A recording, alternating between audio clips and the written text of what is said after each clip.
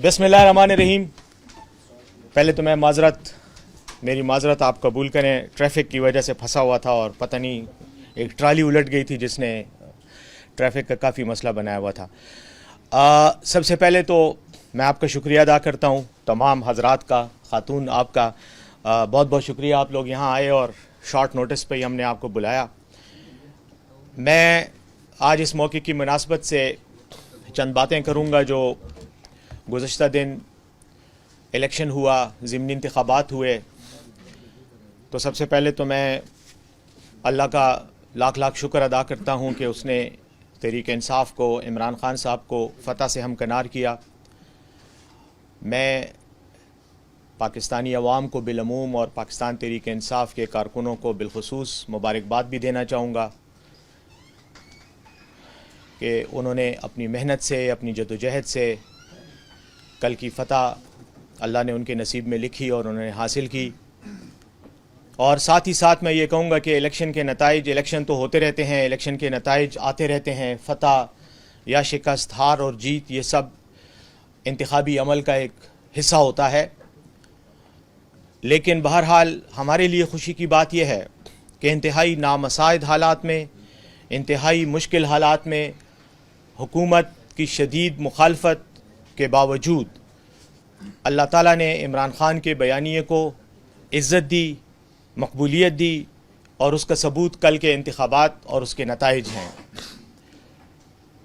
एक तरफ अकेला इमरान खान, अकेली तहरीक इंसाफ, और दूसरी तरफ 13+1 13+1 बमुकाबला 1 13 जुमाती PDM का इत्तेहाद, और साथ में खासी हद तक इलेक्शन कमीशन पाकिस्तान की सपोर्ट।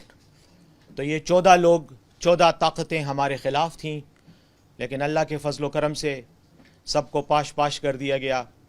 अल्लाह ने पाश पाश किया, और वो जैसे कहते हैं, अल्लाह का फरमान है कि वजाल हक़ व ज़हक़ल बातिल इन्नल बातिल कान ज़हूक़ा। तो अल्लाह ने बातिल को, झूठ को, झूठे बयानिए को,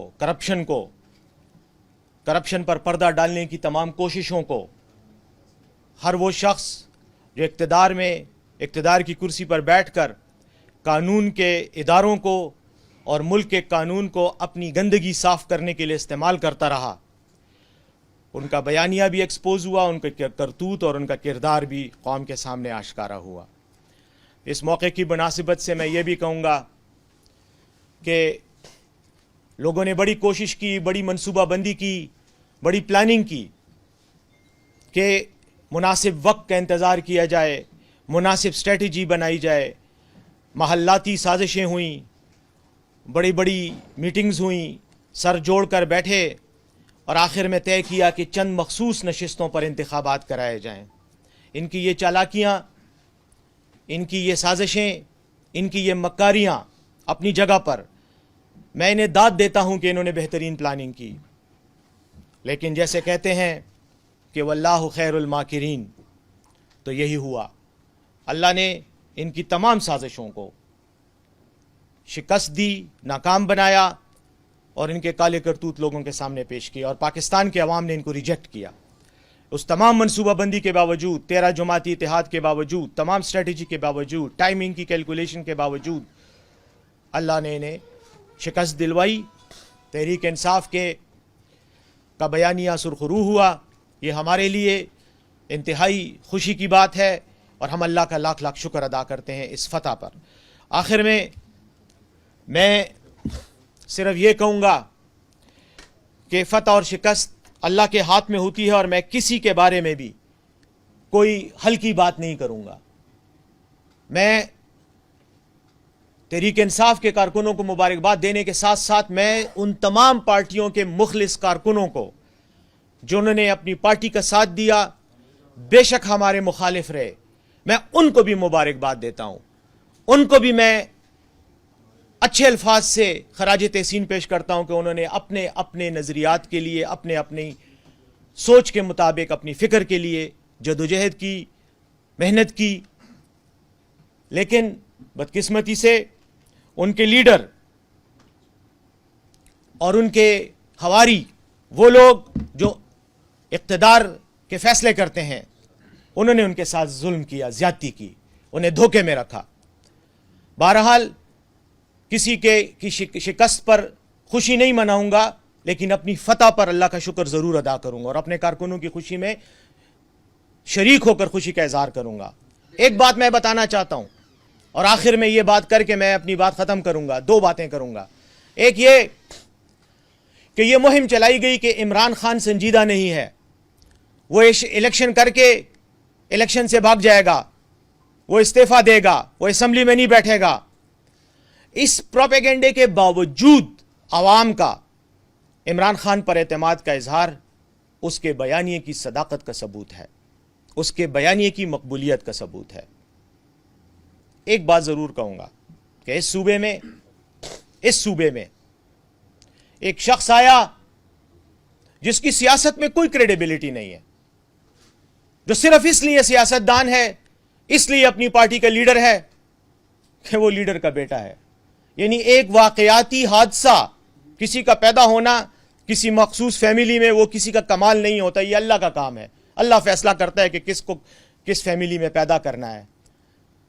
ایک واقعاتی حادثے کی وجہ سے لیڈر بنا ہوا شخص یا بننے کی کوشش کرنے والا شخص, اس نے نہ صرف جلسوں میں گندی زبان استعمال کی, اس نے الزامات لگائے, لوگوں کے گھروں میں بیٹھی ہوئی باعزت خواتین کو بھی اس نے نہیں چھوڑا. اس نے سٹیج پر کھڑے ہو کر اپنے مخالفین کے گھر کی خواتین کو بے عزت کرنے کی کوشش کی. یہ تمام گندی زبان, یہ تمام واہیات, یہ تمام لغویات, یہ تمام مغلظات چارسدہ کے عوام نے, اشنغر کے غیرت مند پختونوں نے 10,000 سے زیادہ تھپڑوں کی صورت میں اس کو واپس کیے. 10,000 سے زیادہ ووٹوں سے شکست کھائی ہے اس نے. یہ 10,000 ووٹ نہیں ہیں, یہ 10,000 تمانچے ہیں, تھپڑ ہیں جو اس کے منہ پر اشنغر کے پختونوں نے لگائے ہیں کہ جب تم پختون روایات کا نام لے کر ان کی پامالی کرو گے تو ہم تمہیں ایسا جواب دیں گے.